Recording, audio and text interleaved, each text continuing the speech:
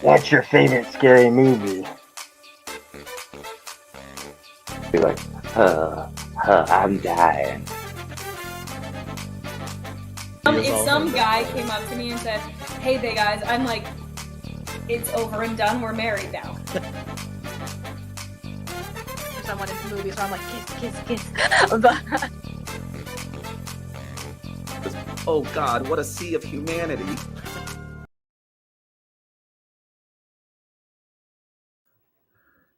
Hello, and welcome into 52/1994, your live movie conversation podcast, where we dive deep into the movies of 1994. We're trying things a little bit differently this time, so do bear with us, but also let us know if the sound is horrendous for this, or if you're hearing us twice. Just wanted to see how this goes. So, welcome in, everybody. If you've never been here before, basically, what we do is each week, 52 of those to be exact, we watch a single movie from 1994, and then we talk about it with my guest host.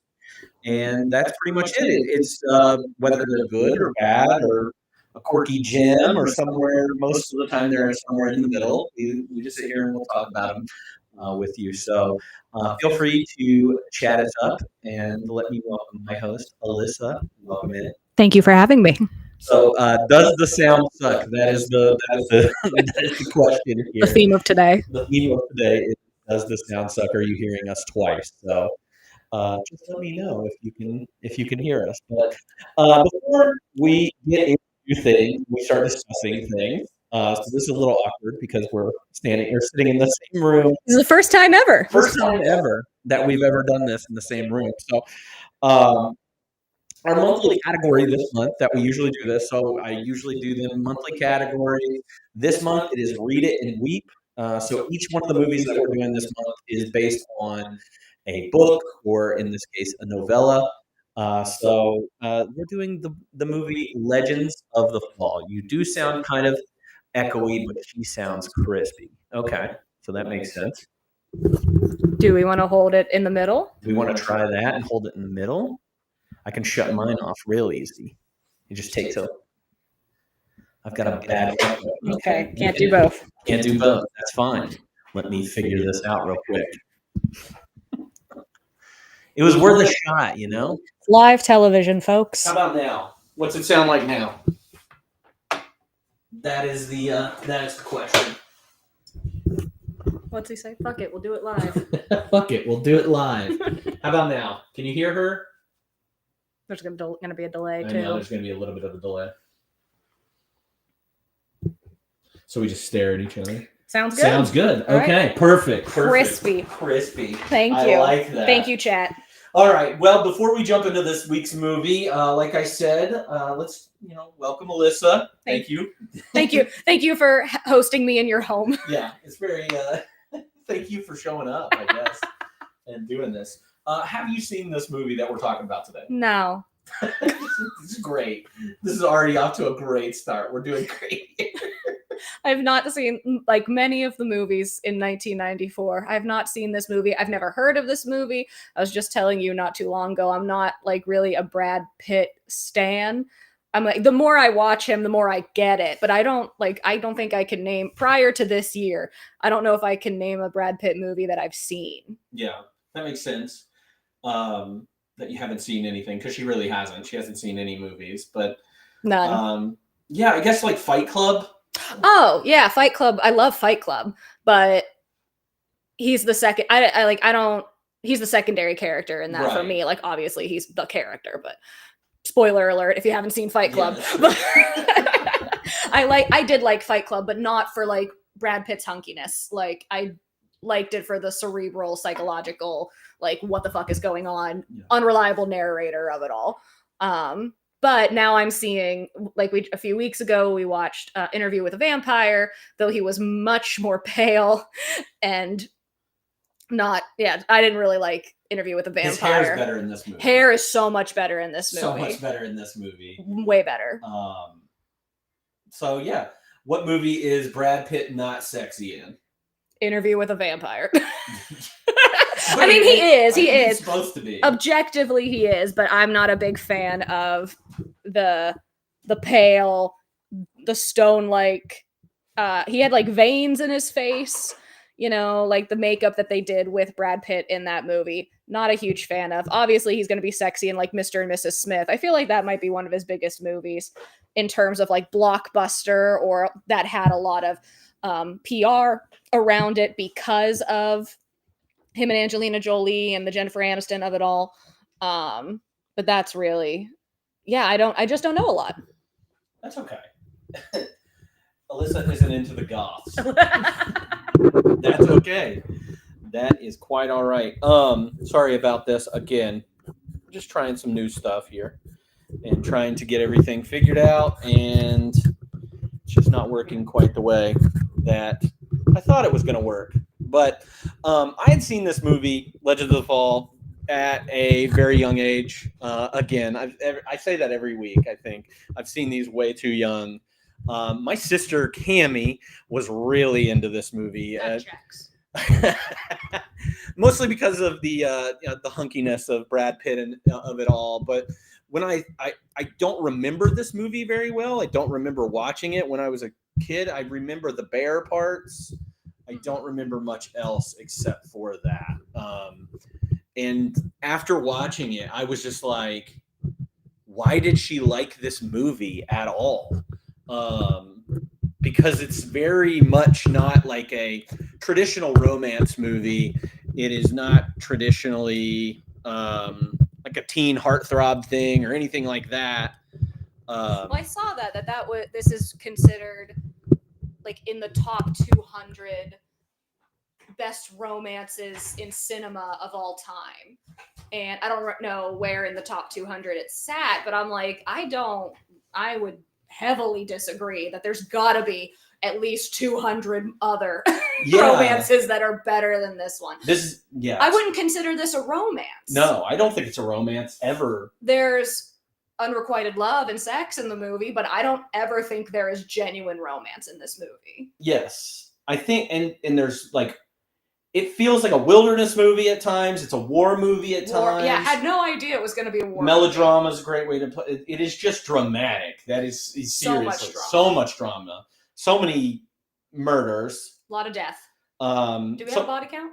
I did not find a body. Well, I didn't find a body count because there's war scenes in this movie. True. So there's like millions of, or not millions, but tens of thousands of people that die in this movie. So I don't know. That's a great way to put it. Soap opera-ish is probably the best way to describe this movie. It's, I don't know. Do you think that, so what were your first impressions? Well, I was genuinely curious because as the movie started, I'm like, okay, like beautiful. I mean, obviously they didn't film in Montana, but Montana is beautiful. Mm-hmm. Like we have a lot of wilderness. We have the mountains. We do have the indigenous person aspect to this. And I was like, I'm not sure what way this is about to go. I'm also a massive Anthony Hopkins fan now. This is like literally the second movie that I've seen him in, but like both movies, I'm like, I'm his number one fan. Put Anthony Hopkins in everything. So like starting off, it wasn't so bad, but as the movie kept going, one, it felt very long at times, and two, I literally had to hide under the covers while watching the movie. I am not good at gore or murder or blood or anything just even slightly scary. So it was a little hard of a watch for me. So as the movie went on, first impressions, I was like, all right, cool, let's go. And then as the movie went on, I was like, I need to reel this back. Yeah, it even though I had seen it, younger, and like I said, not really remembered much about this movie. There was so much more gore and so much more violence than I remember at all. So that was super surprising. You said this before we even got started that you were like, I don't want to see this movie remade again in 2024. So no, that was unless my next question. I don't want to see the remake unless it is like, one, severely cut down for time, two, advertised as a war movie, because I don't really feel like it was. And then at the very, I went into it blind. Mhm. I had no idea this was going to be that, like, you know, so involved. Yeah. But maybe if it was a little bit more, maybe if I was maybe a little more prepped before getting in, maybe I'd be like, oh, it's going to be a war movie. I have to mentally prepare myself for that. But It's yeah. not. I mean, it's not much of a war movie. There's probably like 10 minutes of war in this movie. It's a But very, it haunts the rest of the Oh movie. yes. It is. I mean, yeah, you're right. It's 10 minutes. It's within the first probably 30 minutes of the entire movie, and then it's done. But it lingers. Yeah. Especially with like the PTSD, and then him getting involved in the booze running and during Prohibition and everything. There's a little bit more violence there, so I get it. I will say I do love like a little history lesson. Like that does span across multiple years. And I do love to see the fashion changes. Like once we enter into the 20s, you see that our main female lead, Susanna, is starting to wear more like flapper dresses that have like sparkles and like very Art Deco. And I like seeing like I feel like they really did well with the scenery, the costumes, the extra stuff. So, and plot wise, again, I like when it spans over couples of years and we can see, you know, hey, what's going on in real life and how does this family get impacted by that? Just reading some of the comments about Legends. Legends of the Fall, Legends of the Hidden Temple, Legends of Bagger Vance. These are all not the movie that we're talking about today. That's okay. The sound is good. I hope that's what that emoji says. Well, let's go ahead and break down like the details about this movie, and so we can start talking about some of the scenes and everything. So the movie, like I said, is called Legends of the Fall. It came out December 23rd, 1994. It is directed by Edward Zwick. It is written by Susan Shilladay and William D. Whitliff, based on the novella by Jim Harrison. This novella came out in the 70s at some point. He actually also is a screenwriter too. Jim Harrison is. We saw a screenplay, or we watched a movie earlier this year that had his screenplay. It was Wolf. During our horror creature feature month, we talked about Jim Harrison's Wolf there. The cast has a lot of good people in it. Brad Pitt as Tristan Ludlow is probably the number one person in this. I guess if you had to think about who the main star of the movie is, it is Tristan. Anthony Hopkins, we talked about him as Colonel William Ludlow. Aidan Quinn as Alfred Ludlow, the oldest brother. Julia Ormond as Susanna Fincannon. Fincannon Ludlow, as she will be called. Henry Thomas, most famous for probably being Elliot in E.T., as Samuel Ludlow. Karina Lombard as Isabel II, the older version. Gordon Tutusitz as One Stab. Paul Desmond as Tom Cullen / Roscoe Decker. And Tantu Cardinal as Pet Decker. The synopsis for this movie, I pulled off Google, so first time reading it. In early 20th century Montana, Colonel William Ludlow lives in the wilderness with his sons Tristan, Alfred, and Samuel. Eventually, the unconventional but close-knit family encounters tragedy when Samuel is killed in World War I. Tristan and Alfred survive their tours of duty, but soon after they return home, both men fall for Samuel's gorgeous fiancée, Susanna, and their intense rivalry begins to destroy the family. This movie had a budget of $30 million, which is solid. I mean, just low, I feel like, Anthony Hopkins is probably the one that got paid the most in this movie, but Brad Pitt and all those people, it seems like a low number, even for 94. Okay. But box office-wise, $160.6 million, which is the number 13 movie of the year. That's crazy. And you said December 23rd. Like, this was released as a Christmas movie. Yeah, this is released as a Christmas movie. This is one of their Oscar bait movies. That's when they typically release these. This movie was reviewed decently well. It got a 60% on Rotten Tomatoes, 7.5 out of 10 on IMDb, 3.5 out of 5 on Letterboxd. Roger Ebert gave it 3 out of 4 stars. He said, Legends of the Fall is not a serious movie.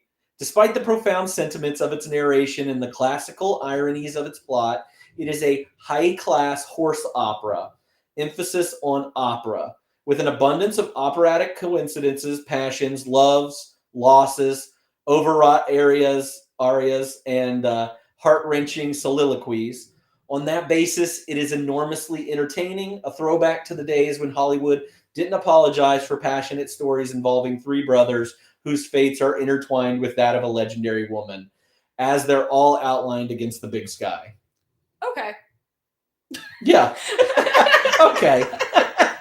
I like the comparison Yeah. to an opera. It is dramatic. Desson Howe, we bring him up all the time, Washington Post.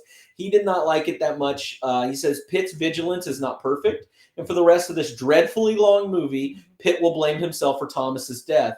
We will see many more deaths, oh so many deaths, and misery, betrayal, heartbreak, ridiculous plot twist, and after he sustains a stroke, Hopkins apparently does a composite impression of Popeye and Quasimodo. Pitt is the cause of everyone's troubles. It concludes one stab. A rock that they broke themselves against. But the Stabmeister is wrong. This movie is the rock that everyone breaks themselves against.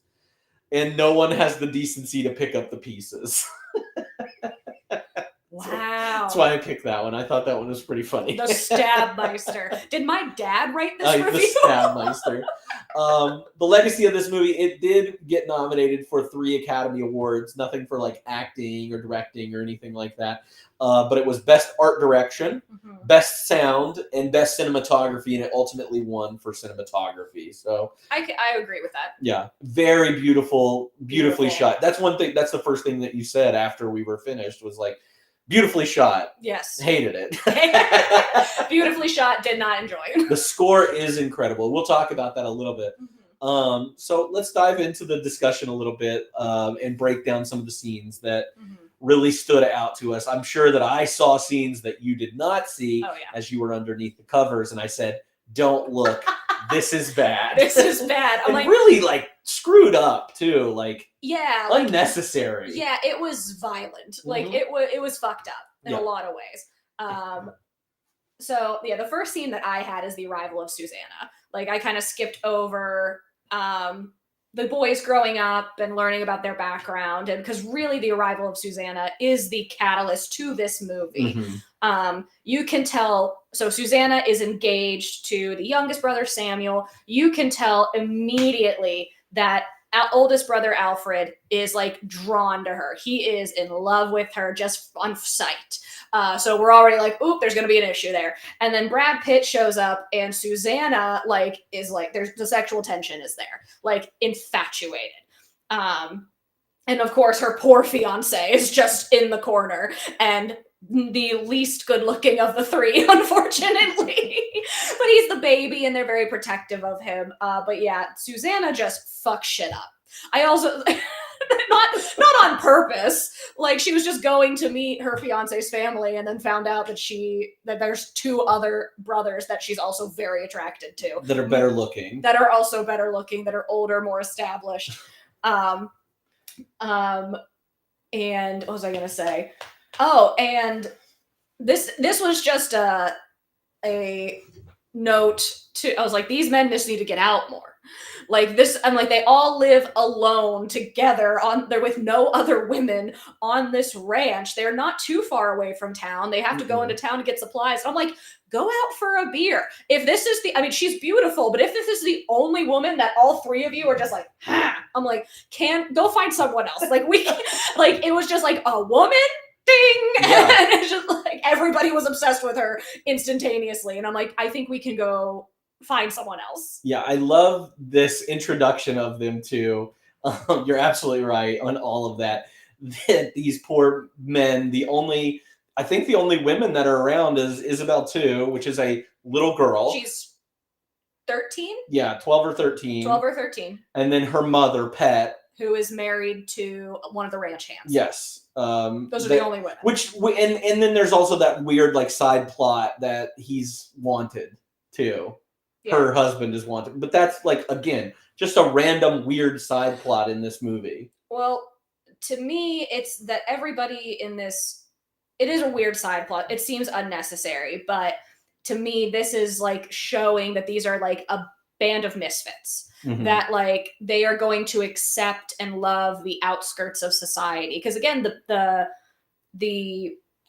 the guy who's wanted, the ranch hand who just is wanted for seemingly no reason, is married to an indigenous woman, and that was not legal, let alone like people would not that would frown upon that at the time.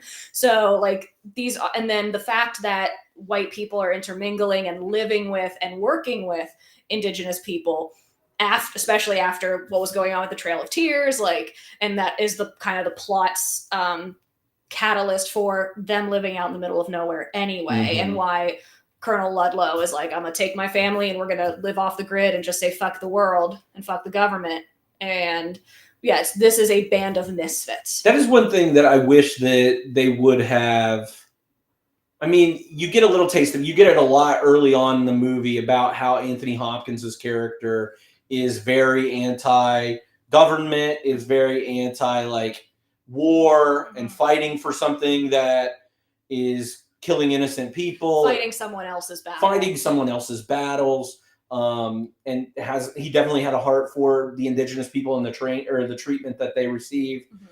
He was this decorated officer, and to see him like just seclude himself, and I think that's probably part of the reason why him and his wife aren't together too. Yes. Is he probably brought that up a little too much, and she wanted to be more in society, and he was just like, no, I'm not giving them any of myself. But and we see it later too, we'll get to it. Alfred eventually leaves the ranch and decides to move to the city to get a job, and loves it. Like, and he is very much like, they've compared him to his mother. Like, he is of society. He's like, I'm getting my footing here. I found a good job. I've made good friends. Like, I'm pretty happy, like, to be out here. Like, Alfred was a little more prim and polished than the rest of the family. It feels like he didn't necessarily fit in on the ranch. Colonel Ludlow, that was certainly not his favorite son. Tristan was his favorite son. That was told explicitly at the very beginning. So it's just interesting, like the society part of this movie is the those who live on the outskirts and those who fall in line. Yeah, and it's unique that Samuel, who, going back to the introduction that we have here, Samuel, who I think has been with his mother. That's one of the that's what we learn. Like, he's writing to his father and saying like, "Oh, mother introduced me to these society people and Susanna, and we fell in love, and I'm bringing her out." And that's, where we get all this and why he brings her here in the first place. And then we see those moments when she locks eyes with each one of the Ludlow boys. There's probably a GIF moment that has seen, I've definitely seen it on the internet. Probably didn't know, maybe I knew it was from Legends of the Fall, but the part where Tristan tips his cap or his hat to her, and like a little bead of sweat or water or liquor or whatever is on there flies off, and it's just like, that's the hottest man on the planet. Even to me in that moment, he's just like, God, as the light is shining down on Tristan. And I love that moment. But again, going back to that introduction, like, she locks eyes with each one of the boys, but one falls in love with her. She falls in love with another. And I'm sure we'll talk about this. I do not believe that Brad Pitt was ever in love with her. I agree. That I think he just wanted to fuck her. I mean, even when they talked about her, like, he was talking about her to Samuel. And he's like, I think you should fuck her. Like, that was like part of the conversation verbatim. And I think he's just like very attracted to her. Again, not a lot of women around, so it's almost like more animalistic than it is romantic. Yeah. And I think there's also the parallel that we see with Tristan going out and taming the Mustangs or the wild horses that are out there and bringing back the wild horses. Tristan is that wild horse, and she sees him breaking that wild horse in, and that is like what she wants to do to Tristan, break that wild horse in and make him hers, and calm down a little bit. But that's never Tristan's MO. That's never gonna happen. That's never gonna happen for him. So you get a lot in that opening scene. Like you said, it's very easy to kind of get sucked in on this. Oh, this is going to be good and juicy. And then I love mess. Yeah. I want drama. I'm like, yes, give me this nonsense. And then that doesn't happen. And it kind of takes a little bit of a left turn there. So what's the next? The scene that you next wrote scene down. I had is the death of Samuel. Yeah. So I was surprised that I was like, where's she going to go with this? Because I don't know if she's going to bring it up or not. Oh, you have to. It haunts the rest of the movie. So Samuel vehemently decides that he is going to fight in World War I. Colonel Ludlow basically sends his other 2 sons with him and says, watch over your brother, protect your brother, make sure he doesn't do something stupid. And unfortunately, Samuel does something stupid. In a insanely gruesome, probably accurate depiction of how war worked in World War I, Samuel is fucking murdered. Yeah. Like, just brutally murdered. And Tristan, Brad Pitt, is attempting to save him so badly, and he just can't. And it's a very heart-wrenching scene. Very, very sad. I didn't watch it. But you saw his face. Oh, I could. That's what, like, it did gross me out, but like, it was the mustard gas. Yeah. Right. So Samuel gets hit with the mustard gas, which causes blindness, and it fucks with your lungs, so you can't breathe, you can't see. He wanders into some spiked wire, barbed wire. And because he is caught there, and you just see his face, like, his eyes are red. They are just insanely bloodshot. He's smiling because he can hear Tristan, but he can't see that there is a gun in his face about to put 1,000 bullets in him. Yeah. Which is what happens. Which is ridiculous. Okay, this is the part, like, I get the drama of the scene. I understand. Like, what you're saying and, like, setting up is great, is perfect for a very serious moment.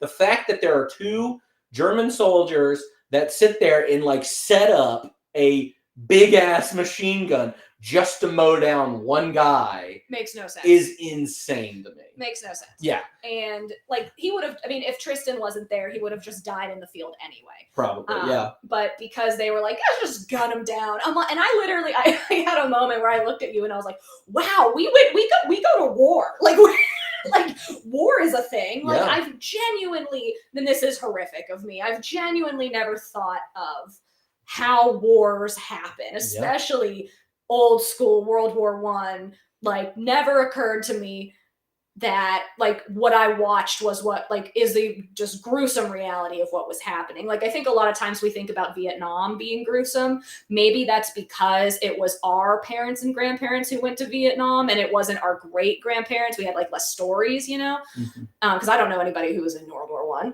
No. I know tons of people who were in Vietnam and how that impacted them. But yeah, just watching it was just gruesome. And leads to, Brad Pitt, devastated, seeking revenge on his brother, finds those 2 German soldiers and scalps them, which was a lot. Not only scalps those guys, returns back to camp. Yeah, I was under the covers for this part too. So, like, 1, cuts out his brother's heart. Yes, which, yeah, is established because of, like, his indigenous, like, the teachings of the indigenous people that are around him, that the heart is where the soul is, and you have to cut it out to free the soul. You have to cut it out to free the soul, and so he cuts out Samuel's heart, but then he goes back that night and crosses enemy lines secretly. Alone. Death mission. And total suicide mission, just total, like, it reminds me of Wolverine, whenever Wolverine gets mad, or the Hulk, or somebody gets mad, except this is just a normal human being that was really, really angry and upset. Just kills and scalps, I don't know how many, but then you just see Brad Pitt walking back into camp with scalps just drenched around him in, like, a necklace form. It's a very unsettling image. Raphael, great example. Again, this is a human being, not a cartoon character, not a comic book character, but, like, it's just, it makes it that much worse when you see this versus when you see, like, Wolverine or somebody like that go off, because this is more real. I guess it was like, because in most movies that we've watched, when there is a kill that I've watched, because I do not do horror, okay, you don't watch the bad thing happen. You hear a gunshot and then it like turns to someone going no, and then you look over and then the guy's dead, and like you never see somebody genuinely murdered. Yeah. I feel in most of these like a drama, a romance, if there is some type of murder, it's just they're dead and we didn't watch it happen. This was, I feel, horror levels of gross. Yeah, it's like that fine line of not being over the top enough. Like you would watch a Kill Bill or I watched Kill Bill. Yeah, you watched Kill Bill, but that's what I'm saying. gruesome. Like that's the line that we're here is like if I go absurd with it or if I go bigger with it, it's not as bad. Like all that blood in Kill Bill doesn't do anything. Yeah, for me. It looks fake. Fake, yes. Like someone getting their eye scooped out and like blood squirting like a fountain. Like that's silly. Yes. Even that when that one woman, I don't know if it was Kill Bill 2 when she gets scalped. It was like the first one. Yeah, that was the first one. I was like, ugh, but it wasn't gruesome. Yeah. It just goes, ugh, that's gross, and then you move on and it's fine. This, and like you said, it is human. It's not like it just felt so real in a scary way. Yeah, which I think is way more terrifying than any type of like goblin, monster type of movie. Yeah. I don't know why I picked Goblin, but it's okay. So, Chad, Mel Gibson in The Patriot is probably the closest that this movie comes to whenever it comes to like revenge kill. And if you haven't seen The Patriot, that's a pretty crazy scene. That is a PG-13 movie as related to this in this being more of a rated R and just like showing you just it was bad. That was bad. That was hard to watch. And do you think the scalping was worse in this or in Glorious Bastards? I think it's crazy. I think it's worse in this. I've never seen Inglourious Bastards. You see it in Inglourious Bastards, but again, it's on that Tarantino level to where it's he kind of goes away from it. Like whenever he's putting the symbol in somebody's forehead, you don't see it. Like it cuts away. You hear the screaming, and I think that Tarantino is really good at like showing you, but also taking you away from the violence. He does it in Reservoir Dogs with the ear. Yeah, great example. Yeah, and Inglourious Bastards, it's crazy violent, but it's like an absurd level of violence, whereas this feels just violent, very violent, and like she was saying with that scene with the mustard gas, it's hard to watch. Like that's hard to watch. Yeah, because you also have a like I mean that you don't have any tie to the German soldiers, but you do have a tie to Samuel. Samuel's sweet, Samuel's young and innocent, and there's this level of protection that Alfred and Tristan must have over this boy. Yeah. So it's really heart-wrenching. I was gonna. I had a thought and it was gone. I'm sorry. That's okay. We're doing it live. What's your next scene? Great question. So I kind of jump pretty far ahead to Tristan's journey. When he leaves the ranch, but there's a lot of shit that happens in between that. So what's your next scene? Mine was just when Tristan comes back for the first time. So from the war, because he takes his little journey and then comes back. I was thinking about his like trip around the world journey after he and Susanna hook up. Yes. Okay. So that happens after he comes back the first time. Right. So he is dishonorably discharged from the military. Alfred is sent home because he is injured. And basically again, what I think is Brad Pitt's grief of losing his brother and holding that guilt of not being able to save him. He hooks up with Susanna, who is now obviously no longer engaged to Samuel because Samuel's dead. The whole family is in shambles, but they have a sexy sex scene. Not too shabby, but but it's to me watching it is Brad Pitt, like Susanna is the only thing left of Samuel, and he is trying to find comfort in her, the idea of her. I don't think he actually loves her. I don't think he actually is like wanting to be with her romantically. I think he just needs to get off. And thank you. I think he just needs to get off and also be with her. In a way. It feels hollow to me. It does. And Susanna's in love. Yeah. She's in love with him. And she's like, it almost feels like there's an excuse that she's like, oh, now Samuel's dead. I can hook up with this guy and it's totally okay. Yay. Like, and she's like, I can be in love with him. And yeah, so Tristan is just not really into her.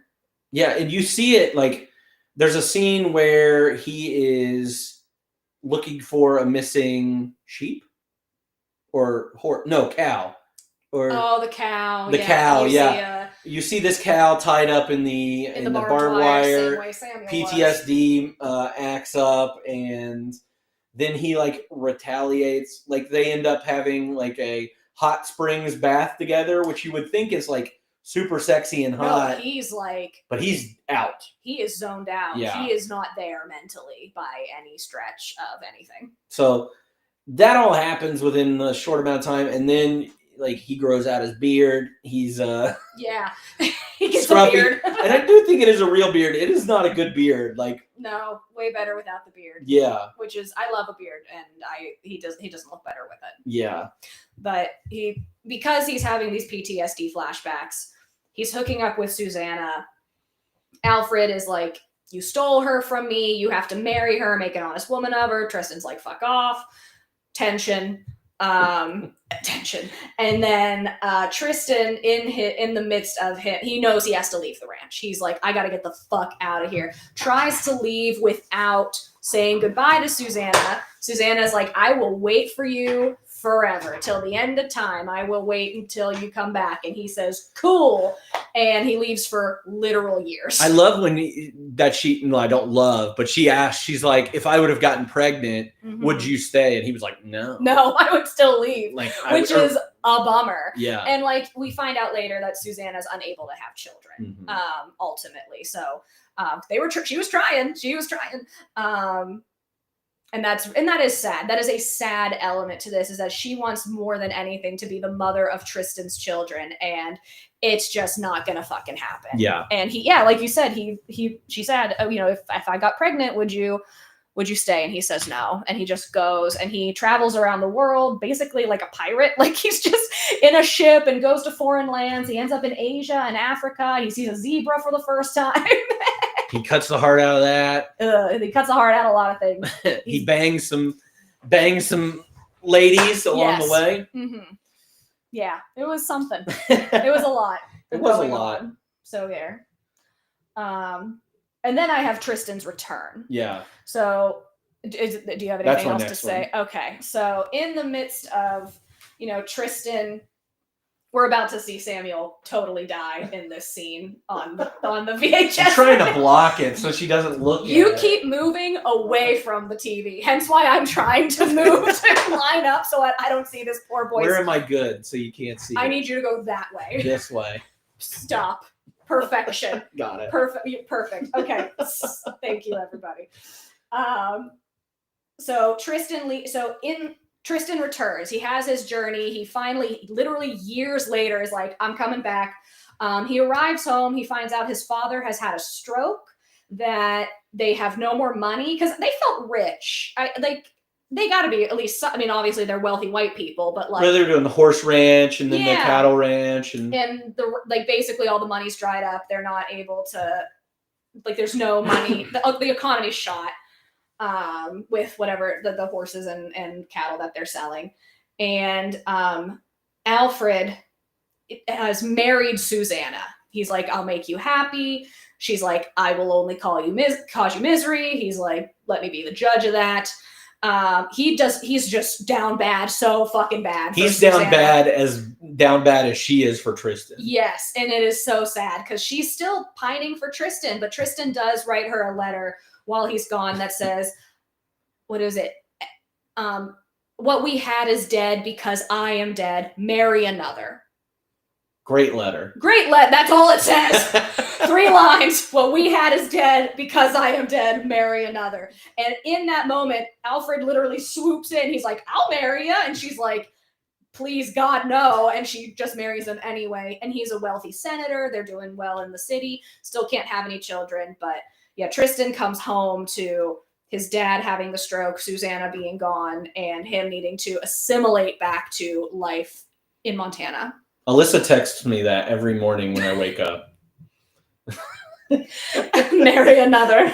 I am dead. I am dead. That's how I feel when I Marry. wake up. Yeah, he comes back and is he like he feels like he's happier, I guess. He went on his soul searching journey. He had to, like, that's not how PTSD works. Like, you're just not like healed of PTSD when you go on a 7-year-long vacation.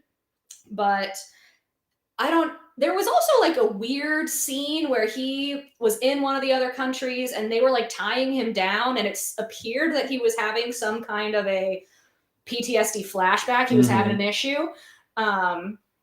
So I don't know what happened. We don't know. We don't know what happened on that trip for him to come home and feel better. He still has his issues. Yeah.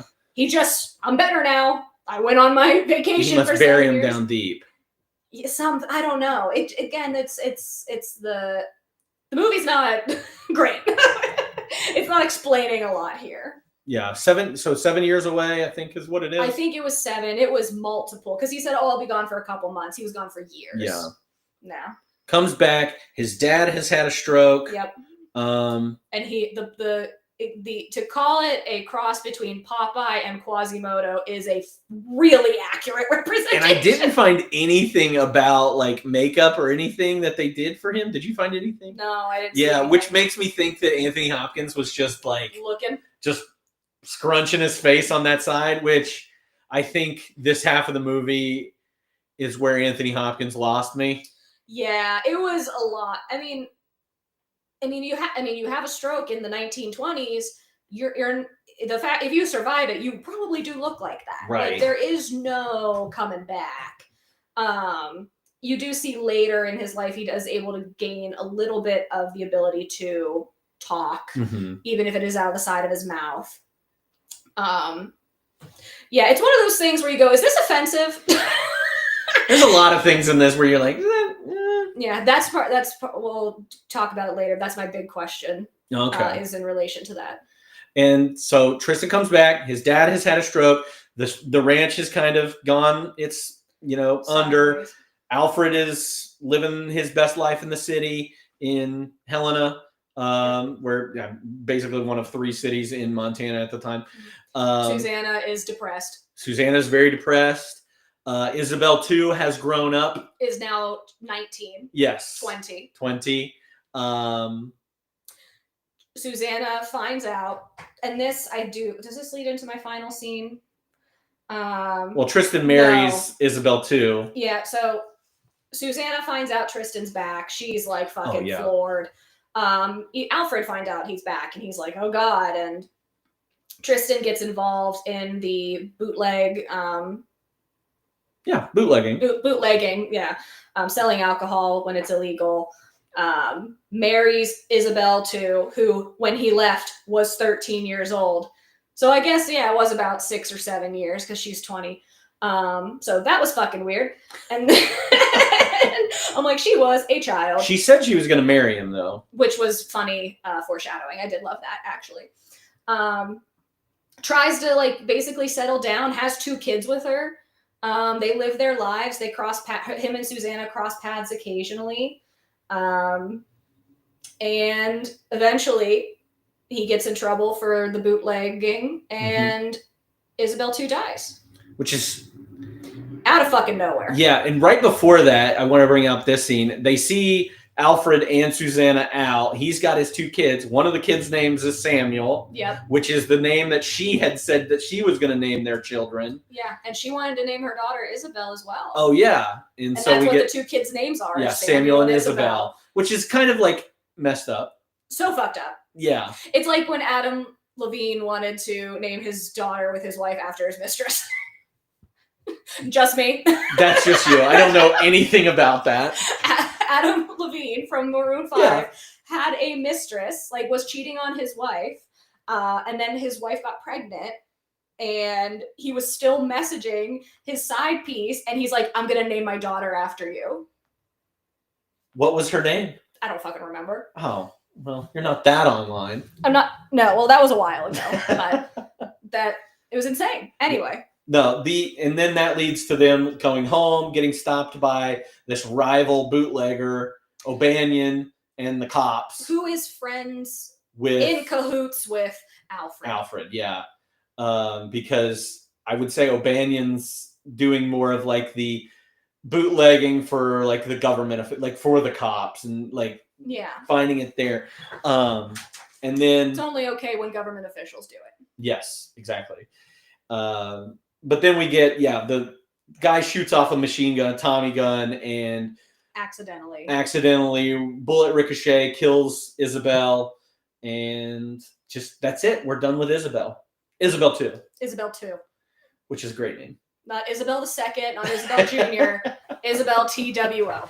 Stop watching the movie. We're past all this Oh, sad okay, stuff we're now. good. We're We're home. I'm also trying to look at you. I know. Anything else? What have we missed? Anybody else? My final scene's the final shootout. Yeah, I don't have anything else. Oh, well, yeah, the bootleggers come to kill Tristan essentially on the ranch, and we get a surprise from nowhere shot from Alfred, who kills the final bootlegger. That's right. Kind of wins the love of his father back, builds the trust again. Susanna has committed suicide. Oh yeah, I forgot all about her cutting her hair and just She had a Britney Spears moment, just shaved off her hair and then fucking writes a letter to Tristan's like, "Hey, you won. I'm bringing her back for you." yeah. Which I don't want to receive that letter from my brother. No, again. I wasn't trying. There was no happy ending. No. And there's also no humor in this movie. Like nothing was funny, nothing was happy. One funny scene. We don't really have a break. And the funny scene was in the very beginning. Yeah. We do not get a break at all. We do have that redemption, which we fucking needed, that Alfred shot the O'Banion guy to win his father's trust back, to win Tristan's trust back, and it's just the three of them left at the end of all this. But oh my God, at what fucking cost? Yeah. And then Tristan dies later. After Tristan outlives everybody. Yeah. And gets killed by a bear. Gets killed by the bear that he chopped off the claw of. Yeah, which we haven't mentioned at all. It's not that important. It was a lot. It was a lot. It was a lot. All right, okay. In this movie that you don't like very much, Yes. who was your favorite character? Colonel Ludlow. And that's what I had for the first half. For the first half. Because he does. I still enjoyed him when he's did. like, fuck the government, when he's not able to speak. It should be meme. There should be more memes from this movie. I agree. But him flipping off in his post-stroke state, flipping off and saying "fuck the government" is one of two giggle moments in this movie. Yeah, I forgot about that. That is a laugh moment. I put the bear as my scene stealer. Oh, I was also gonna put Susanna's dog. Oh, as the scene stealer? Yeah, because we had him for 30 seconds, and I was like, "Yay, puppy!" And then we get no We happiness. get nothing after that. You get dead cows and dead people the rest of the movie. Dead everything. Dead Everything's everything. dead. All right, favorite quotes. I think we probably hit on a couple of them. Oh, I've got quite a few. I got one from Alfred when he's lamenting to Tristan after everything's said and done. I followed all the rules, man's and God's, and you followed none of them, and they all loved you more. Samuel, father, even my own wife. Woof. That was tough. I do feel for Samuel. Or not Samuel. I do feel for Alfred, probably because I'm also a rule follower who just tries to do the right thing, and it just, And you love hard. And I love hard. And I was like, oof, that one hurt a little bit. I had the Susanna, when this line kind of pissed me off. Okay. Because she had said, I would wait forever for you. And then that time passes and she says forever was too long. Yeah. I was just like, Well, it wasn't that forever was too long. I think she would have waited forever, but she got that fucking note that said marry another. Yeah. What was she gonna do? Like, she couldn't have a job. Like, she just was living out on the ranch, you know, the money's gone. Like, her only option was really to marry Alfred. I know. Forever was too long. I don't, and also, yeah, thoughts. Thoughts. I got 2 from one stab. Okay. She was like the water that freezes inside a rock and breaks it apart. It was no more her fault than it is the fault of the water when the rock shatters. It was all her fault. It was all her fault, but I did like that. No, that's a great line. Another one from one stab is about Tristan with his PTSD, basically. Some people hear their own inner voices with great clearness and they live by what they hear. Such people become crazy or they become legends. That's the title. Legends of the Fall. Got any? Oh, this from Susanna. I still sometimes dream that I'm the mother of your children. I wanted her to die. That was very sad and also very fucked up. Yeah. Like, I do think Susanna genuinely thinks that because she wanted her to die, that there was some type of fate or God intervened and made her die. And she even said about Samuel too, like, I wanted Samuel to die. She wants to be with Tristan no matter what. And that is again, she is in love with him in the worst possible Those are way. inside words. Those are inside thoughts. Yes. Those are seriously inside thoughts. You don't say those out loud to people. Oh, God. And especially to a guy that just lost his wife. Yeah. Like, could you imagine, like, you are married and you're pretty happy. It's the mother of your children tragically dies. And you end up in jail. And your ex comes to you and is like, I'm glad she's dead. I wanted her to die. I wanted her to die. I would kill myself. Like, how Brad Pitt did not commit suicide at any point, or even attempt at any point during this movie, is impressive. That wasn't how he's supposed to go. What else you got? I got one more. It was Colonel Ludlow. He says, Indians were the issue in those days. I can assure you, gentlemen, there's nothing quite so grotesque as the meeting of a child with a bullet or an entire village slaughtered while sleeping. That was the government's resolution of that particular issue, and I have seen nothing in its behavior since that would persuade me that it has gained either wisdom, common sense, or humanity. I love that. I love that pretty much anything that the Colonel said in the beginning of the movie. I loved he was my favorite. Yeah. He when he was talking about war, and that was in his like speech about wars and everything, that he stood up and fought his kids and said, I don't want you to go to war because you're fighting somebody else's battles. Yeah. Like even when he let Samuel go, Samuel was like, I'll bring you the Kaiser's head back.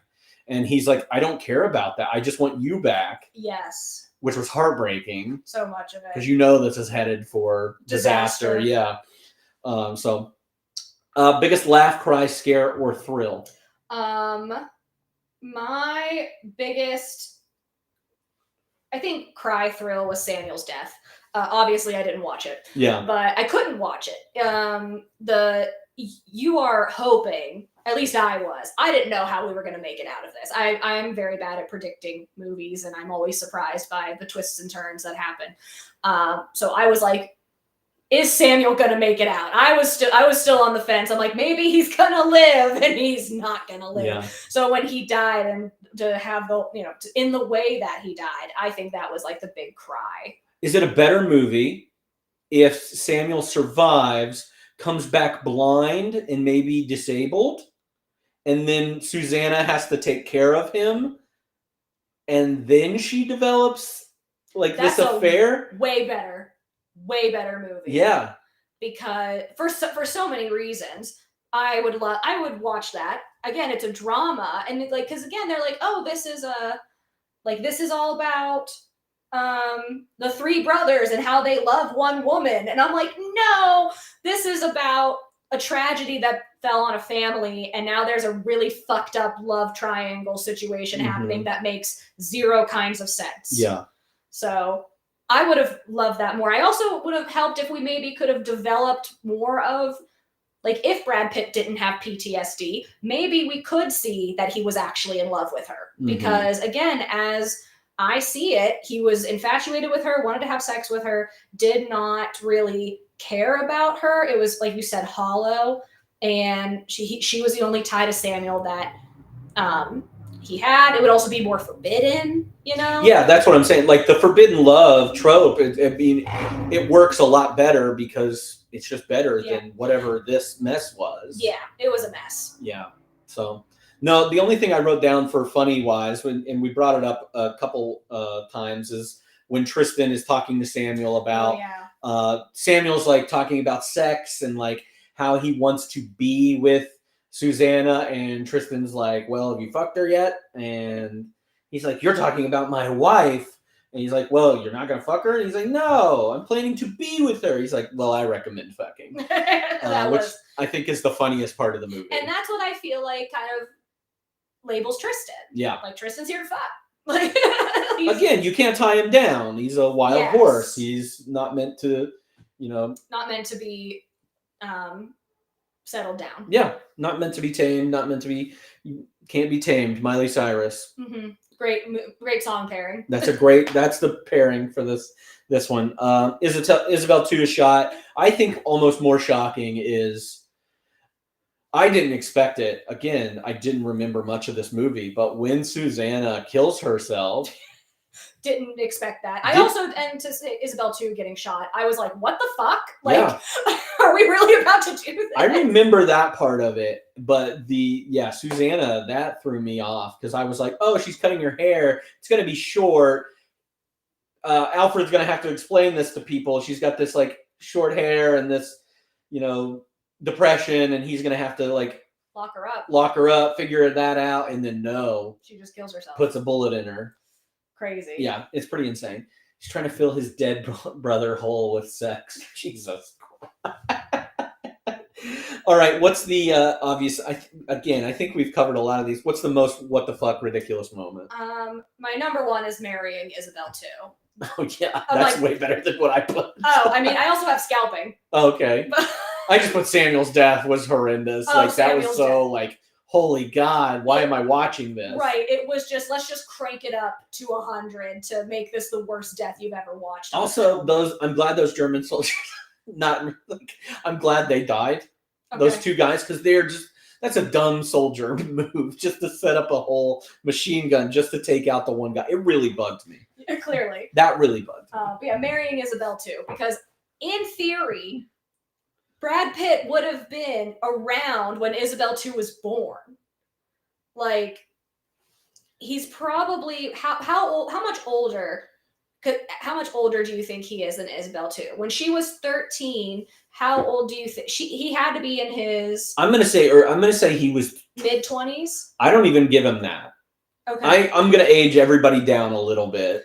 Right. Because I'm gonna say that Samuel is like 18, 19 is what he's supposed to be. Right. Well, I thought Susanna was 20. Is she 20? I think so. Let's give him 20. I would give Tristan maybe 21, 22. Okay. And then like Alfred 24, 25. Okay. Still, yeah, there's like a 7-year, 10 or 8-year gap. And known her as a child while he was an adult. Yes. Like, and then she comes back and she's like, "Hey, you're back," and it's just like, "What the hell is happening?" Yeah. That honestly also, we used to do a question about like, if you can't say anything nice, say something, or don't say it at all, whatever. Mm-hmm. But like, I think she is, from what we got, is like this precocious little child, Isabel 2, early on in this movie. And then I get Karina Lombard playing this, and she's been in a couple other movies in the 90s. It's like this very sultry. She was sultry. But like, I thought she was boring. And I also thought it was so miscast because she's not indigenous, which is a problem. Maybe not back in 94, but like, she's just exotic looking, and that's why she was cast that way. And she's not a good actress, and I just didn't like her. Okay, in that. That's fair. I thought she was beautiful, but like, nothing there. She's in The Firm. She was in The Firm, which we watched last year. Mm-hmm. So I don't know. She just wasn't that good. Miscast. That's That's one of my big things. Mm-hmm. All right, best music moment or Um, score. Yeah, I didn't have a moment in particular. I mean, that's something I like about a score is when the score so perfectly matches what's happening in the scene that I don't notice it necessarily. That's to me the mark of a good score. Yeah. And I thought this was a great score. I did think this was a great. I think the score matched the cinematography of this. Yes. Like very like these big sweeping landscapes that you get throughout this whole thing of the big sky country in Montana, and you get this, you know, like I said, sweeping score from James Horner. I think towards the end of the movie, when they're, I think, you know, when they're one stab is doing his narration over top of it, talking about Tristan going out into, you know, the woods and like kind of that final thing. I think there's some just really good moments there. Yeah. I don't think it matches at the unevenness that we get in this movie. Yep. Like the score is better than the plot. Yep. The cinematography is better than the plot. Well, that's what, like, again, that's what they got nominated for. Academy Award was for cinematography. Did not get nominated for score though, which is weird. What do you know? What did or what won? I don't remember what won. I feel like we've year. had some decent scores. Yeah, we have. We've had some decent scores. I'm trying to think of some of the, like maybe Forrest Gump, Robert Zemeckis,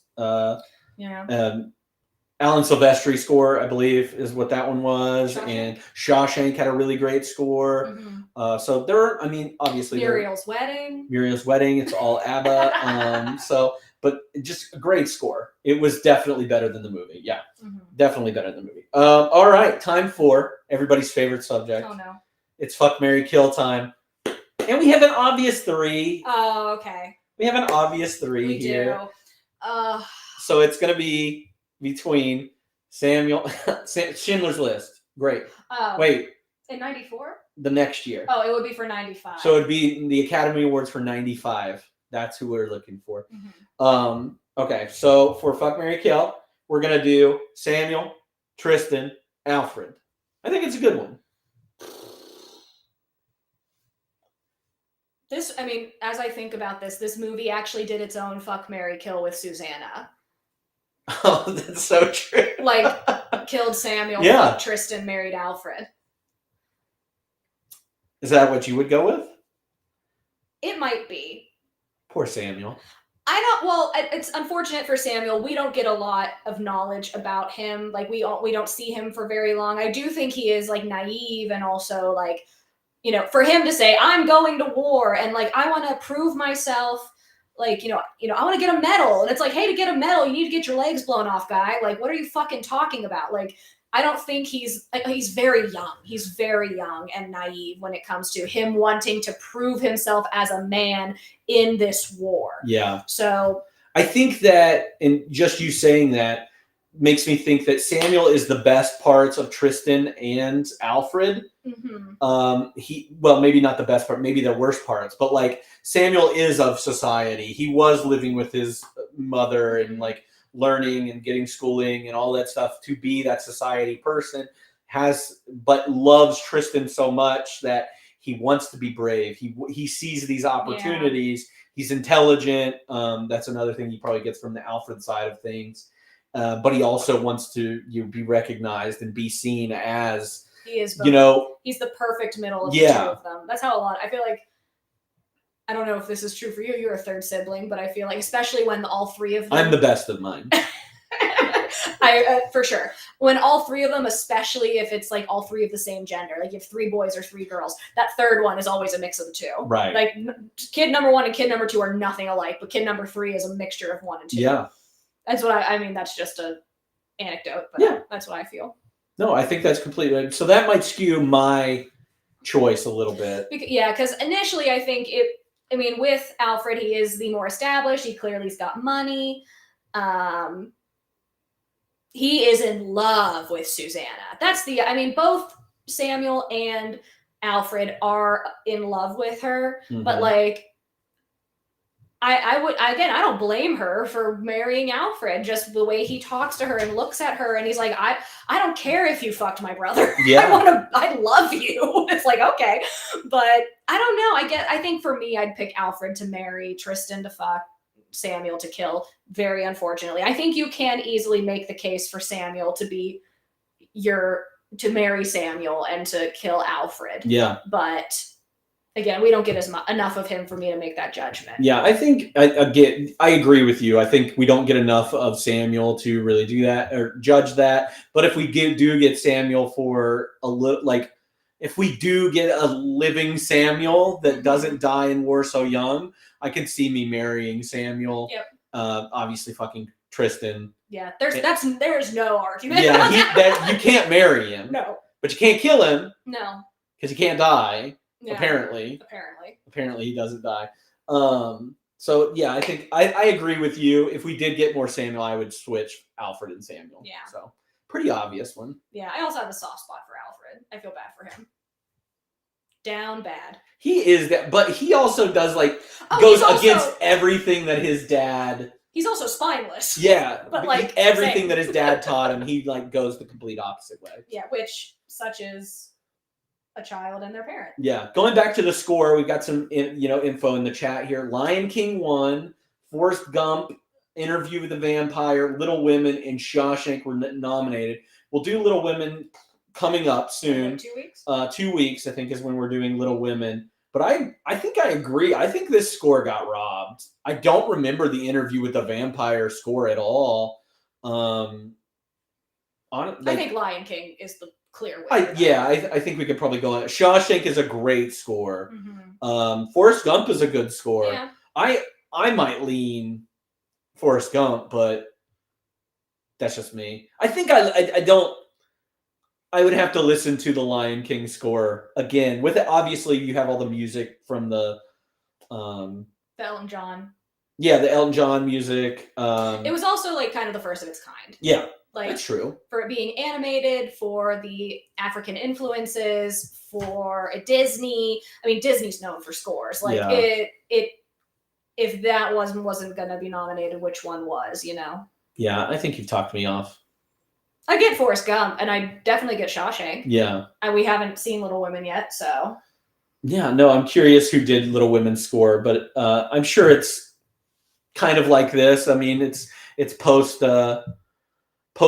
Civil War, during Civil War, post Civil War, so it's probably got a lot of violins and not a lot of horns and stuff so it's probably very pretty. Mm-hmm. I'm looking forward to that one. That's going to be good.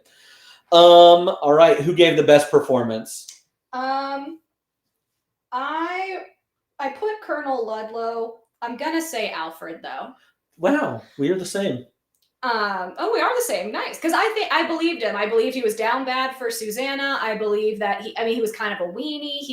When he yelled at Tristan after Tristan had sex with Susanna, and he's like, "You damn it, you will marry her. You stole her from me." I was like, "Ooh, oh boy, he did a great job."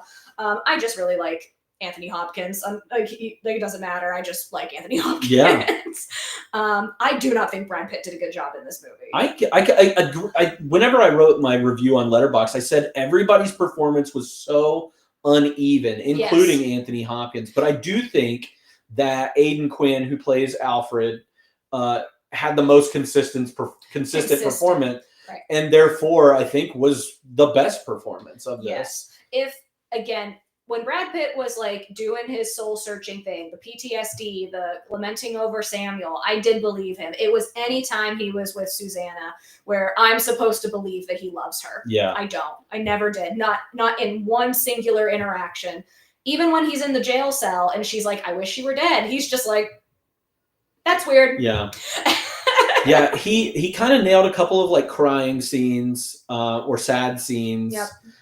But he nails that free pretty boy early in the movie when he's just goofing off and doing that. Brad Pitt's good at that. Yeah. Love him as that. Yeah, I just didn't believe that Susanna loved him. I didn't believe that Susanna ever loved Samuel. It just got weird. So yeah, it wasn't great. I think he gives a better performance the next year in 7, where he is kind of this rookie cop with a little bit of an attitude, and he's a little fun. And then obviously, if you've seen 7, goes to, immediately off a cliff kind of thing and has a very dramatic turn in his role. I think he does a much better job in that movie. So that'll be next year. We'll talk about it next year. All right, let's do a 94 or 2024 recast. Did you recast for 94? So the only reason was because I don't even know if this is age appropriate. The actress who played Susanna reminded me a lot of Julia Roberts. Yeah. I think it's her smile. Mm-hmm. I also, the person who played Susanna is very beautiful. But I also think that Julia Roberts is like way more believable that all three men would go crazy over her. Like she's Julia Roberts. Yeah. So I think that would be interesting. Yeah, she kind of reminded me of a better acting version of the one from Andy McDowell from 4 Weddings and a Funeral. It's the hair. It's the hair. It's the hair. Mary Steenburgen's another one. It's the hair. Yep. That's who she reminded me of. But yeah, I couldn't figure out anybody to like take her place. No, that was the only one I Yeah. had. I think again, the acting was kind of all over the place, but I really can't think of someone. I think Brad Pitt is the dreamy Tristan. I think Alfred's good at being a weenie. Samuel's young, and he's very in the movie for a short amount of time. I don't see how I would recast. Is Johnny Depp better in this movie as Tristan than Brad Pitt? Because that was up there. He was supposed to be Tristan. He turned it down. Yeah. They offered it to him. I think Brad Pitt. I don't know. Maybe Johnny Depp would have actually acted like he loved Susanna. Mm-hmm. As opposed to Brad Pitt, but I think Brad Pitt has the more wild, rugged rancher vibe that Johnny Depp's a little too soft. I think Johnny was a better young actor. I'm thinking What's Eating Gilbert Grape? Could he have pulled this off a little bit more? Yeah. The only other one that I thought maybe could give a more distant version of Tristan, and maybe played it in the way that because I think there was a confusion with Brad Pitt being Tristan. Mm-hmm. And we've talked about it. Does he love her? Does he not love her? Does he just want to have sex with her? And maybe Val Kilmer might be a better role for that. He might be a little too old for it. Just slightly. He's not that much older than Brad Pitt. Mm-hmm. But I thought maybe he might be a good one. Mm-hmm. So, all right, 2024. You just came up with these, so. Yes. So. I did not have a good time. I was trying to think of young. I did think because he's hot right now, Paul Mescal could be a good Alfred. Oh yeah. But this is discourse that's online. I didn't come up with this, but it's really hard to cast period pieces in 2024 because everybody looks the same and everybody's too hot. Yeah. That's what when we watched Anyone But You. Everyone was too hot. I need more normal looking actors, and there's no one's normal looking anymore. I think it's hard to cast too, and I've had this problem whenever we've done this because there are not enough young 20-something actors that I'm like, that's a child. Or a lot of the 20 that we have that problem with. There are 20-somethings playing high school students, and that we've been doing that for years, but teenagers don't play teenagers anymore. 22 and 25-year-olds play 18-year-olds. Riverdale is an excellent example, more modern example of that. But it's they're fucking old. They're not 16.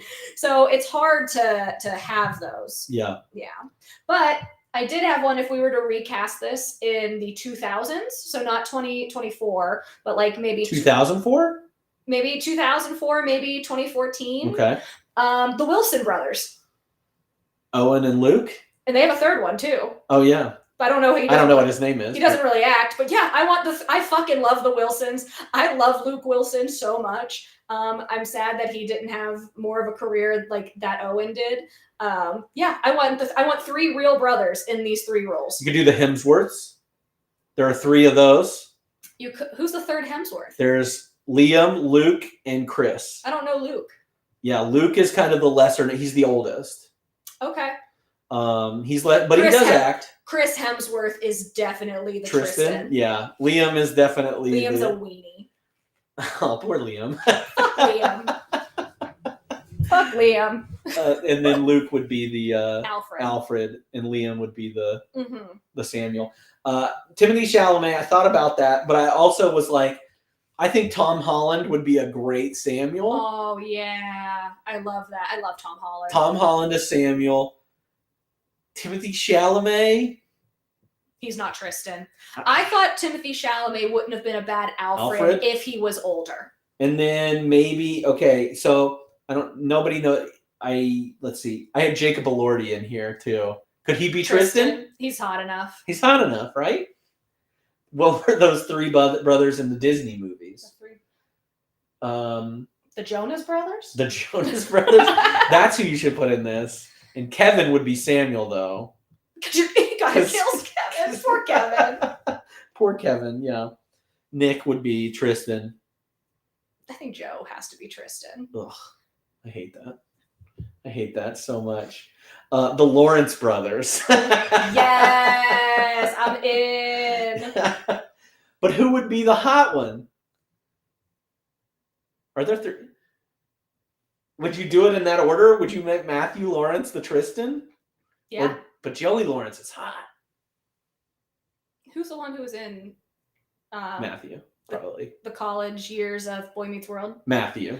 Matthew's my favorite. He's your Tristan? Yeah. Yeah. All right. Emma Mackey is who I cast as Susanna. She's from Sex Education. She's British. Kind of looks the same person. Uh-huh. She has like a million different, like she looks like 10 other actresses. Margot Robbie. Yeah. Yep. I like her. That's who I put as Susanna. Mm-hmm. Anybody? Did you cast anybody else? No, very hard. I did Amber Midthunder for Isabel 2, the older version of her. She's in the movie Prey, which is a part of the Predator franchise, but it's done as like, and she's an indigenous actor, and 2, she was awesome in that movie. And I was like, easy, done. Nice. And then I thought, anybody for the Anthony Hopkins role? yeah, that's what I had 5 different people written down. I just had Gerard Butler. Okay. Josh Brolin. I don't know who that is. He's the in No Country for Old Men. Okay. Llewellyn. Or he's Bran from Goonies, or he's Thanos. He's a lot of things. Kiefer Sutherland. Okay. From 24 Yeah. fame. I think he could be a really rugged dad. Yeah. And he has that like raspy voice. And then I picked Kyle Chandler, who is best known for the coach from Friday Night Lights. Your favorite. I love him. I love You Kyle love Chandler him. so much. Anybody for you? No, that's it. That's it. All right. Did you know? Did you know? I had quite a few for this. A soldier is given a football just before the British advance. This is based on a historical fact. It was found that if the soldiers could keep part of their focus on moving the ball forward, it would lessen the tension. Interesting. Because I saw that and I was like, what's happening? And that was a real thing that they did. So that's cool. You go. Brad Pitt and Julia Ormond lived in the same house while shooting in Calgary because it added to the sexual tension. I'll leave it at that. That's what he said. Yeah, it didn't work for him. Did not work. No. I pointed this out, that Colonel Ludlow was reading Rikki Tikki Tavi Mhm. at one point. It says, the night the boys announced they're going to war, Colonel William Ludlow reads Rikki Tikki Tavi from Volume 2 of the Jungle Book. Rudyard Kipling's son, John, was killed in action during World War I. My Boy Jack, 2007, was based on it. Oh, So little shout out there. nice. Old Tristan, who gets killed by the bear, is played by Doug Seuss, who is Bart the Bear's trainer. Bart the Bear is a very famous bear actor. And he's the only man that could safely wrestle with the bear. So Mhm. we don't get old Brad Pitt there. Yes, which I did not realize. I didn't realize either. So But he was good job. quite rugged. So the book that the movie derives from, the novella from Jim Harrison, a book that Dalton from Roadhouse is reading 28 minutes into the movie. Incredible. So Patrick Swayze is reading the novella Legends of the Fall in Roadhouse. For whatever reason. It explains nothing. in that Nothing, movie. but I love that. It's I just love he's a Roadhouse. cultured man. He's cultured. He's cultured, and he can rip your throat out. So Yes, he can. watch out. What else you got? One more. Moving the film. So the filming was not in Montana. It was originally supposed to be. They moved it to Canada. So instead, it was in Alberta and British Columbia, and that saved the production $2 million. That's pretty good. Yeah. Saving money. Yeah, that helps with the budget. Apparently, Zwick and Brad Pitt, so Edward Zwick and Brad Pitt really clashed on this movie. I think there was just like directions that Brad Pitt wanted to take Tristan, and it was written a completely different way. So they kind of butted heads a lot in this. And I also think it was probably Brad Pitt's ego of him being like hot new actor on the scene. He's really got to show out and go method and do all the weird things that you're supposed to do for being a good actor in this. And I think he was probably taking himself a little bit too seriously. They've made amends since, but they have never been in a movie together, or have never made a movie together since. So Okay, interesting. yeah, that's the only thing I have. All right, that's all I got. All right, like a fine wine and dish, if you could pair this movie with another one, what would you choose? I've got 4. I've got 3. So My first is Roadhouse. Roadhouse. Solely based on that fun fact. I also have, I also picked The Revenant. Revenant. The Revenant, yes. That's the movie where Leonardo DiCaprio fights a bear. That's a great pairing. I was just like, bear. It's a big bear movie. Big bear movie. And the bear was like symbolic throughout this entire movie of also how Tristan dies at the end. Colonel Ludlow is wearing a fabulous bear coat this entire movie, which I love. Slay. So yeah, that one came to mind later. I have Dear John. Okay, I have no idea why. So that's why I'm like... It's a war movie. Okay. So the Dear John is that, and it's a book. It's based on a book as well. But a couple meets basically on like a vacation, and they fall in love in like 2 very short weeks. But he is in the military and is getting deployed. So the entire movie is essentially told through letters. And a lot of this movie is also told through letters. That's how the movie opens, is that one stab is saying like this entire thing has been written down. They're sending letters to one another. So that's another war movie where they're sending letters back and forth. So very loose tie, but just a modern day kind of, again, way more of a romance, a better romance than this movie is. Like a believable romance. I love Amanda Seyfried. I get it confused with the Miley Cyrus one. Oh, I don't know what that is. That's the one that she met. Where she met Liam. Yeah. Yeah, fuck him. And he cheated on her a lot. No, Amanda Seyfried and Channing Tatum. Yeah, he's in the military. They fall in love. They meet. They decide to stay together while he goes off to war. They write letters to each other. So it's the Dear John of it all. And his name's John in the movie. And the last one. So that's actually based on the theme of the movie. And the last one is House Hunters for a palate cleanse, because that's what I had to do. It's a good pairing. I needed a palate cleanse, so I was like, "Can we please watch House Hunters?" And we did, and it was great. Yeah. My 3 that I have here, for obvious reasons, I think Cold Mountain, which is a Civil War movie. Okay. It is also a romance. It's about a man trying to get back. I only picked it because it's a romance and it's based around war, and also these other people that are struggling. It's about 2 women that are, surviving on their own while men are away at war and everything. It's really good. I love Cold Mountain. Nicole Kidman, Renee Zellweger, Jude Law. Great movie, great romance, sad movie, awesome. Another movie that I based around this is another Montana movie, another movie starring Brad Pitt, and it was actually in the previews of this VHS that we're watching behind me, which is called A River Runs Through It. It's a movie, I think it was done a year before this, maybe in the same year, but it's kind of boring. But it's about a father and his sons, and it's about fly fishing, and there's no romance, but it is about fathers and sons and Montana and all that in there. So also based on a book. The movie that I think resembles this the most in my mind is Pearl Harbor. Oh, okay. Because it is obviously around a war, World War II. It takes place, there is a love triangle in the middle of it, where the main character falls in love with one person. The other person is in love with that person, but also is best friends with that guy, and then kind of just has to wait until something bad happens Yeah. in order for them to get the girl. So that's the movie. I don't love Pearl Harbor by any means, but that's what I kept thinking of the whole time with this like love triangle surrounding war, and especially during a short amount of time, even though this one took place over years. I don't know. That's the one I would recommend the most. So Cool. Do you want to do a big question, or do you? Yeah, I'd like to do a big question. It could be a quick big question. Yeah. It's more so I just want to talk this out. Yeah, talk it out. How racist is this movie? More so, is this movie a white savior movie? Because my gut wants to say no, but I also don't know if that's the correct call.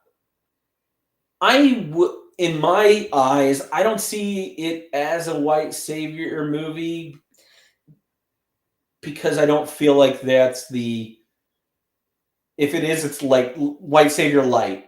White savior light. Diet white savior. Right, because it's also not the forefront of the plot. Right. It is that, like, Colonel Ludlow being like, you know, oh, like, the government is, like, super racist against Native Americans, and I'm gonna, like, live with this Native American guy, and we're gonna become best friends, Right. which is something that just didn't fucking happen. And like there's a bar scene where they take one stab into the bar with them, and the bartender refuses to serve him, and then Tristan beats the shit out of the bartender. And again, like is there a world where this white family can like coexists with this Native American family? Absolutely. Yeah. But I was just like, why? Yeah. Like, is it supposed to be like a feel-good thing? Is it like it explains why Tristan is the way that he is that he grew up with One Stab teaching him the ways of the indigenous people, because he never would have done the fucking scalping thing, the heart rip out thing without that influence. I just was like, was this done well, or was there some shit that was made up? The whole One Stab mimicking scalping the guys at the end, I was like, I don't know if that's real or not. Yeah. Like, that's why I was like, I don't know. It's that thing where you go like, and so it's not like it's not racist. racist. It's not inherently racist when you watch it. So that's not the point. But it's that thing, and we talk about it often, where you go so far left, you're right. Like you're trying too hard to be not racist that you end up being overtly racist. Like I think about a lot of like boomer mentality. My bad for bringing generational things up into it. But like we were all raised with an idea of being colorblind, which on the whole you think of as like, oh yeah, we don't see color, we don't see race, we don't see that. That sounds great in theory, but you want to instead you want to be color. What is it? You do color cognizant. You want to know, like, to honor those things, and sometimes you go a little bit too far. I don't think this has that. I think there are out of place scenes, like you said. Like, did we need that scene in the bar about One Stab and like Brad Pitt going off on that guy, or is that just the scene to elevate that he's not well? Yeah. And taking it that far, who knows? I think the most racist thing about it was something that I addressed earlier, was the miscasting of, you know, some of the characters in here. We get One Stab is great. Well, I do love One Stab. Mother is great. She's great. They're authentic and representative of the culture and those people. Well. And treated well, yes. Yeah, they don't feel like a token in this movie, which I do appreciate. And again, 94, you don't always get that. Like we'll have, like when we watched Priscilla this summer, we were like, wow, a movie that's like super ahead of its time. It's the early 90s, and it's about like, it's like pro drag, and then it was super fucking racist for no reason right in the middle of the movie with the Asian woman. And it's like, okay. So I don't know. I was just kind of curious to see what your thoughts were on this, because I was a little like, I don't know. Like I mean, it was interesting. I just was like, was this a necessary part of the movie? Yeah. It explains why Colonel Ludlow wants to live on the outskirts. But I don't know. I was just curious to see what your thoughts were. Yeah, I get that. And I see, you know, obviously I think there are some issues and things could have been dealt with a little bit more delicately, or explained better, or just fleshed out a little bit more. Maybe that's what I needed. And I think sometimes when it comes to like early 90s movies, or some of these movies, like just half-ass it. Instead of doing it justice. But what you were saying, like One Stab, I really liked One Stab. I love the narration that we get from One Stab. We not only get it in English, but we also get it in I think Cree, whatever the language is that they're speaking. Cree. He doesn't always do it in that, but we do see those flashes of him speaking that language, and that is the only language that character, like, he never talks. He never speaks English. He understands everything, but he never speaks English. And I think I liked that move on it instead of trying to make it him an English speaking character. I think that's good. So I don't ultimately think it's racist, or it's not even like you said, the plot points aren't big enough for it to be a white savior. Like, I never thought of Anthony Hopkins as like that. I think him would be the most white savior-y person in it. That's why I'm like, it's not the main focal point of the story. So that's why I was like, I don't know. And he's just anti-government completely. Yeah. Like, after the Civil War and all that stuff, he was just like, no, I'm out on everything. They're bad people, and our trek westward was awful, and we should never have done the things that we did. Trail of Tears, yeah. So, yeah, good question. Thanks. Good question to go on out. On a scale of 1 to 5, how likely are you to rewatch this movie? Honestly, I am more likely to watch Even Cowgirls Get the Blues before I can't watch this. that movie ever again. I'll give it a 1. I don't want to watch it ever again. Yeah. I mean, other than I'm watching it right now, but but it's okay. They're hugging. They're hugging. It's sweet. No, I give it a 2. It's not something that I'm like, eh. Yeah. But I'll watch 2 hot people do it a couple times. That's the part I'll watch. 2 tops. Yeah, absolutely. Yeah. All right. If you had to give an overall rating, 1 to 5, what would you give it? My unbiased, if I have to go unbiased, is like a 2.5, 3. Yeah. 2.5 is my biased take on it. 3 is unbiased. I do, like I said it earlier. I mean, we said it earlier that after the movie, I was like, beautiful cinematography, beautiful score, artistically well done. There were a lot of parts of it that I did like, but for me personally, I can't do the gruesome. I think it was a lot all over the place. I did like cry after the movie because I was just like so worn out. I was like, that was 2 hours of deeply upsetting content. Yeah. Like, I have no desire to ever watch it again. I felt just really like emotionally tired after it. But I can appreciate it for what it is. So I can give it a 3, but I would myself, it's like a 2.5. Yeah, I think I'm teetering that same place. I gave it a 3 initially, and a lot of it is cinematography, score. Some of the half of the performances that I did like were really strong. Like I said, Anthony Hopkins was really strong in parts. Brad Pitt was fine in some parts. Aidan Quinn was great throughout the whole movie. Everything just kind of felt uneven, and so like if there was a point like a 2.75, that's probably the perfect area for that movie to be. So that's probably what I'm giving it, is somewhere kind of the same thing with you. Mm-hmm. So, well, that's it. Big thank you to my guest. Thanks for coming over. Yeah, no problem. I really appreciate it. Before we wrap up, what have you watched that you would recommend? I've watched a lot in the last week. I would recommend for myself. No, I don't. I watched Holiday Touchdown, A Chief's Love Story, the new Hallmark movie based on the Taylor Swift, Travis Kelce love story. I fucking loved it. I had a great time. I don't necessarily, if you know someone who likes a Hallmark movie, it was a good Hallmark movie. So let them know. I also enjoyed,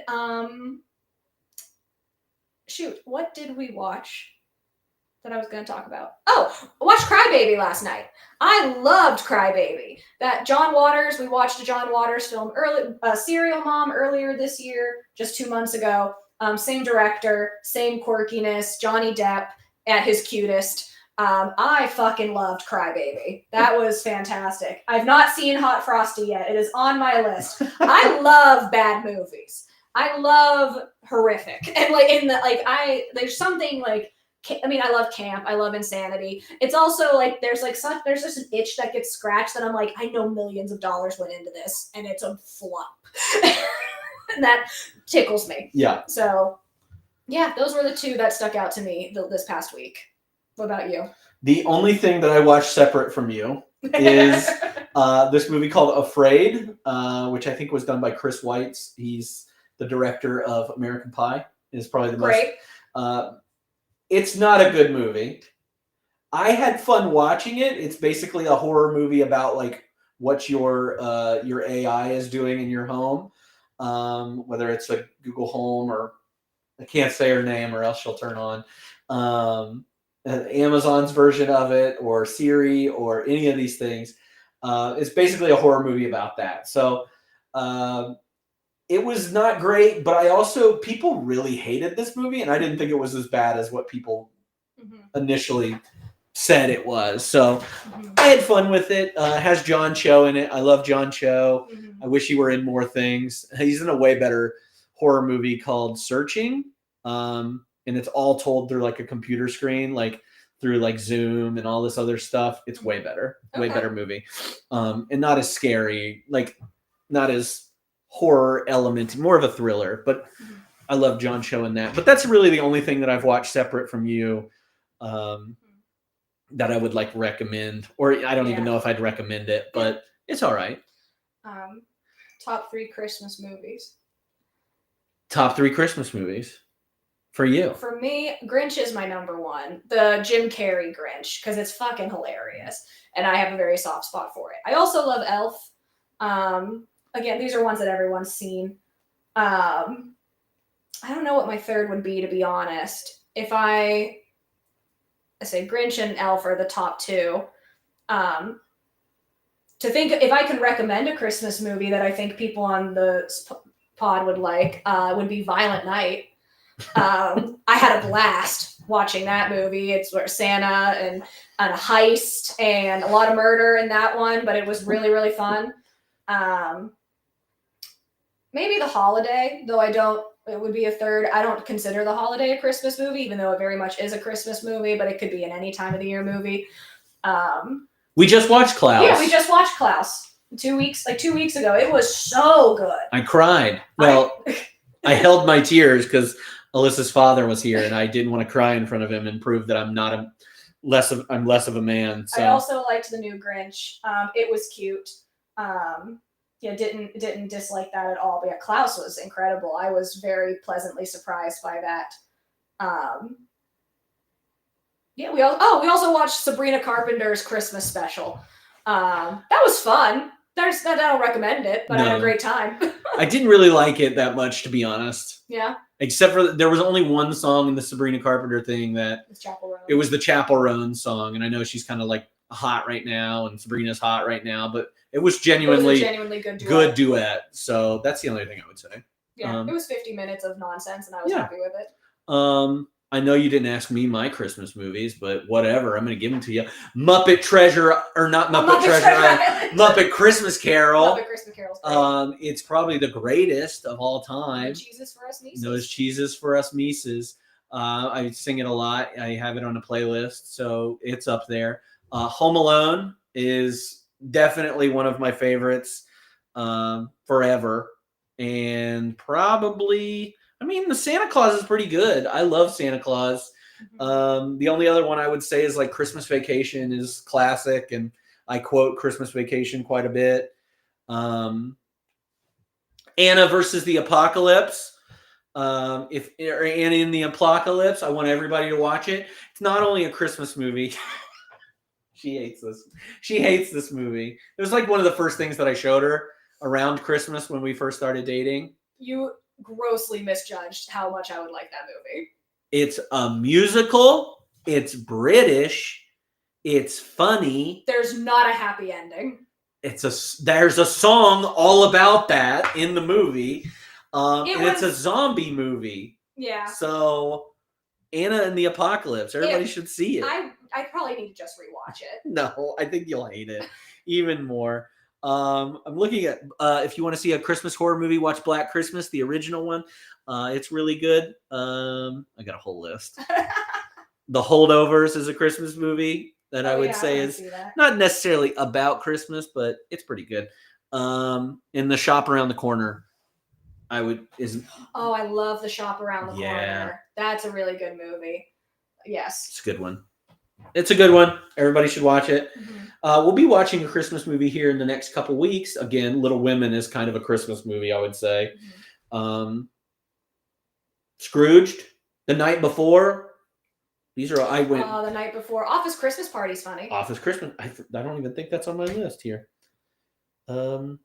Yeah, I named way more than 3, but that's okay. Adult Swim Yule Log is a great movie.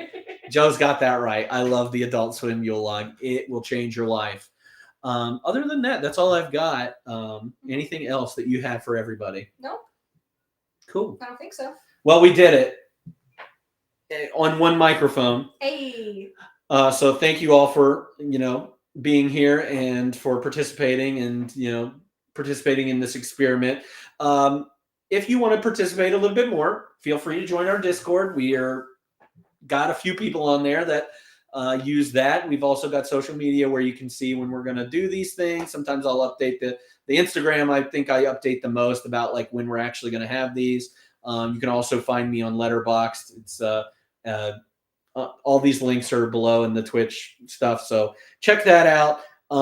Next week, we're going to be covering a movie that is neither a Christmas movie, but it is based on a book, and it is called Disclosure. It's going to be a sexy movie. So it's streaming on VOD right now.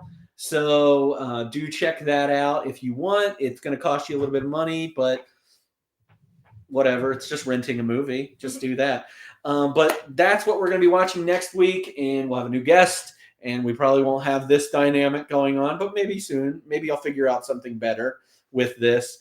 But thank you all for tuning in, and thank you for being here. And we'll see you next time on 52/1994. It's going to be awkward. I'm going to have to come close to the screen so that I can get rid of everything. So thank you all so much. You're the best. Now get out of here. I'm hungry. Bye. Bye.